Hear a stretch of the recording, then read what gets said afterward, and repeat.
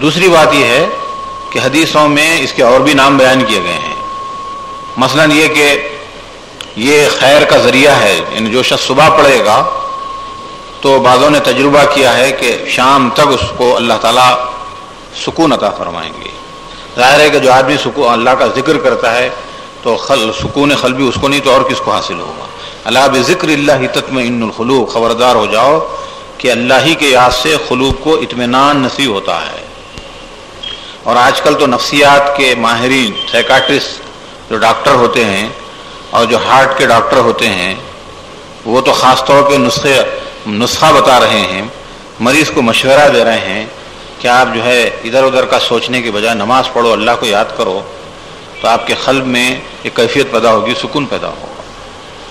تو اللہ تعالیٰ نے پہلے ہی فرما دیا 13ویں پارے میں سورہ رعد میں، جو سورہ یوسف کے بعد ہے، کہ الا بذکر اللہ تطمئن القلوب، خبردار ہو جاؤ کہ اللہ ہی کی یاد سے قلوب کو اطمینان نصیب ہوتا ہے۔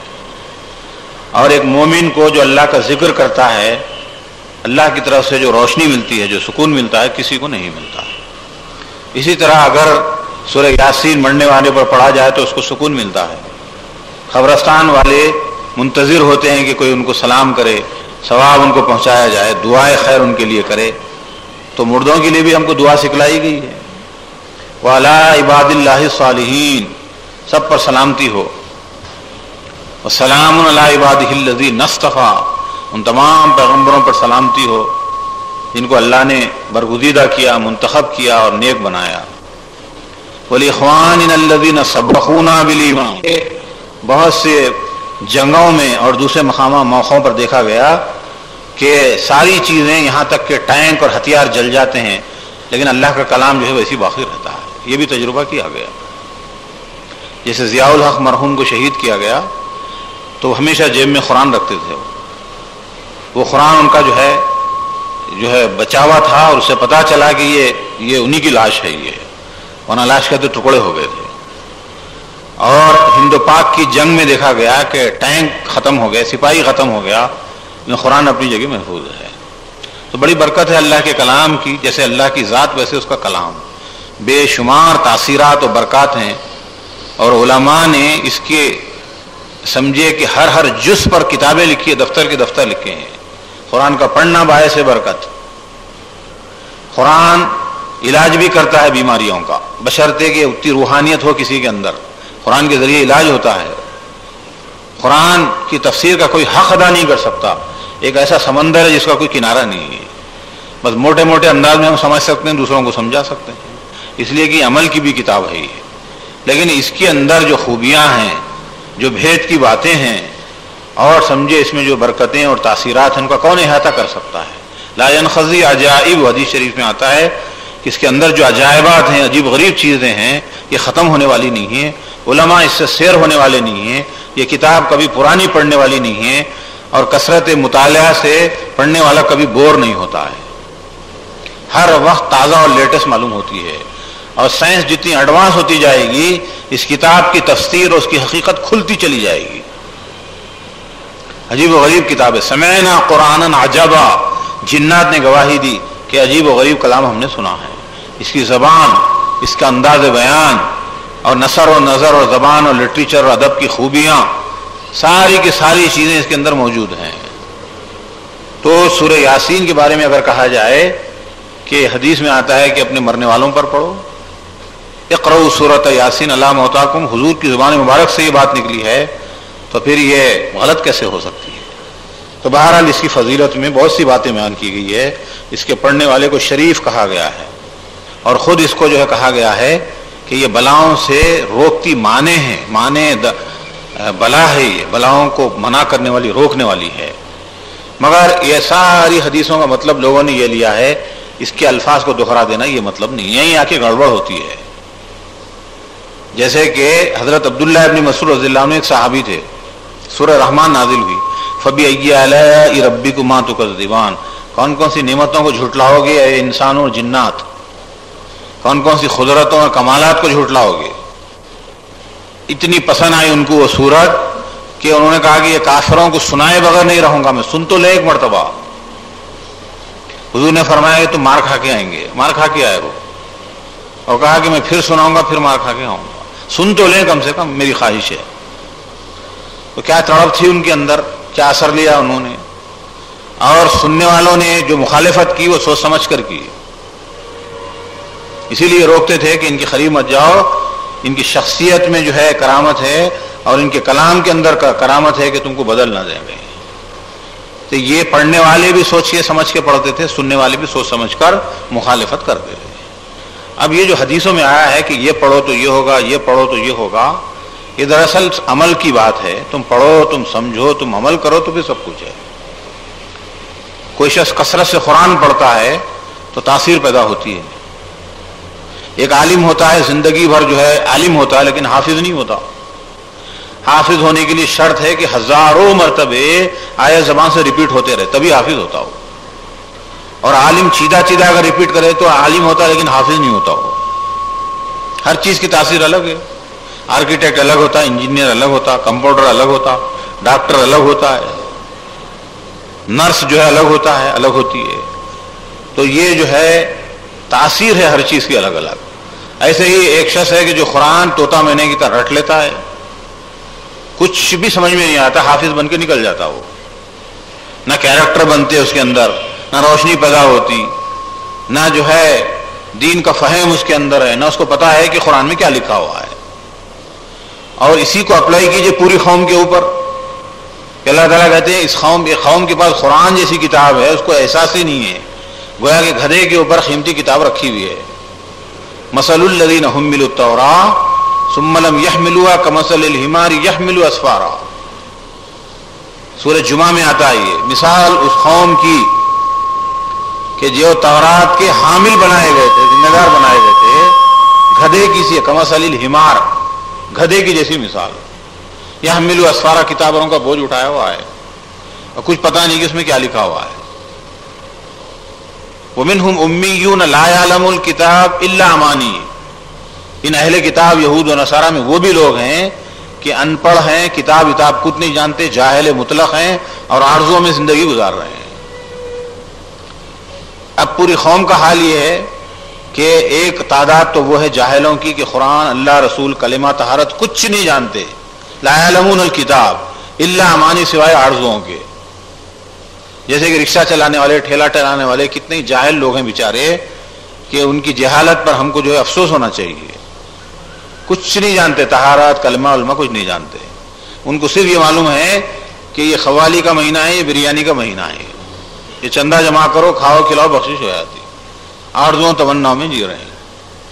اللہ کا نام نہیں معلوم ہے, غوث پاک کا نام معلوم ہے, کون ہے غوث پاک, کیا ہے, کچھ نہیں معلوم ان کو. اور یہ پوری قوم کا ایک بڑا حصہ ہے. اسی طرح سے ایک حصہ قوم کا وہ ہے جس میں پڑھے لکھے, ان پڑھ, دیندار, غیر دیندار سب کے سب شامل ہیں کہ زندگی بھر کتابیں پڑھتے پڑھتے, قرآن پڑھتے پڑھتے بوڑھے ہو جاتے ہیں لیکن ایک آیت کے معنی نہیں سمجھتے. وہ چند دن پہلے کینیڈا جانا ہوا رمضان سے پہلے, تو ایک آخری مقام ہے جہاں سمجھیے کہ وہ نارتھ پول کا بالکل قریب قریب کا حصہ ہے, وہ جس کو ایڈمنٹن کہتے ہیں, اور اس سے ذرا آگے جائیے تو 6 مہینے دن, 6 مہینے پھر رات ہوتی ہے. تو میں نے بتایا غیر المغضوب علیہم ولا الضالین کے معنی کیا ہیں, اور سب ایجوکیٹڈ لوگ بیٹھے ہوئے تھے وہاں. میں نے کہا کہ آپ قرآن تو پڑھتے ہوں گے آپ لوگ بھی ترجمے تفسیر سے, میں کبھی غور کیا آپ نے کہ سورہ فاتحہ ختم ہو رہی انعمت علیہم پر, سیدھا راستہ دکھا, انعام یافتہ لوگوں کا راستہ دکھا, بات ختم ہو گئی. غیر المغضوب علیہم ولا الضالین کیا چیز ہے؟ مغضوب اور ضالین کا راستہ نہ دکھا, یہ یہود و نصارہ کا راستہ ہے. اور آپ کا یہ ملک یہود و نصارہ کا ملک ہے, ان کے لیے ڈیزائن کیا گیا ہے, وہ اس کے ڈیزائنر اور اس کے چلانے والے ہیں. اور ان کو سمجھنا ہے تو 1000 آیتیں پڑھیے. سورہ بقرہ میں مغضوب کی تشریح ہے, اس کے بعد سورہ آل عمران ہے, ضالین کی تشریح ہے. ان کے علاوہ اور بہت سی آیتیں ہیں, 1000 یعنی قرآن کا 1/6 حصہ جو ہے وہ مغضوب اور ضالین کی تشریح پر مشتمل ہے.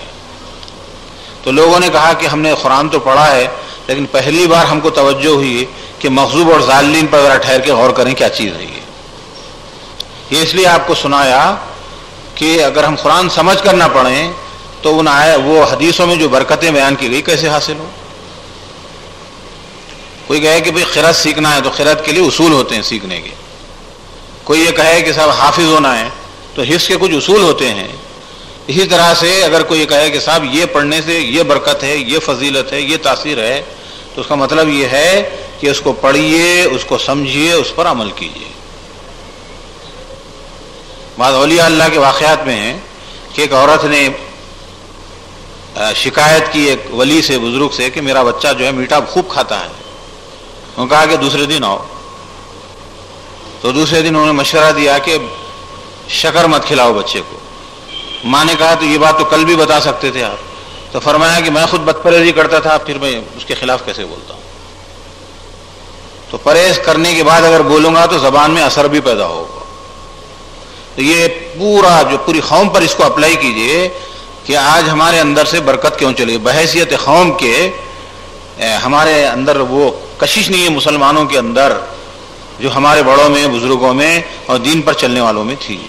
اس کی وجہ یہ ہے کہ وہ قرآن پڑھتے تھے، سمجھتے تھے، عمل کرتے تھے، تبلیغ کرتے تھے.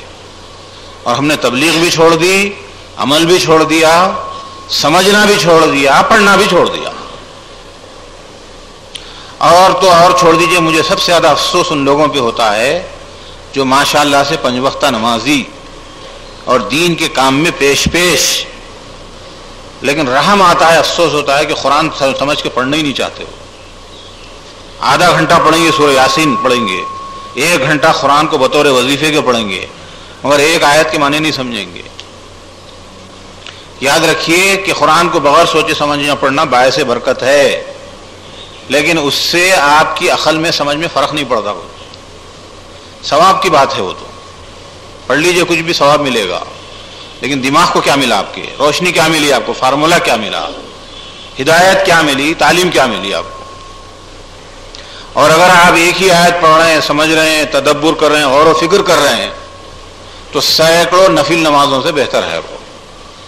اس لیے کہ سمجھیں گے تو علم آئے گا. علم آدمی ہزاروں کو منتقل کرتا ہے.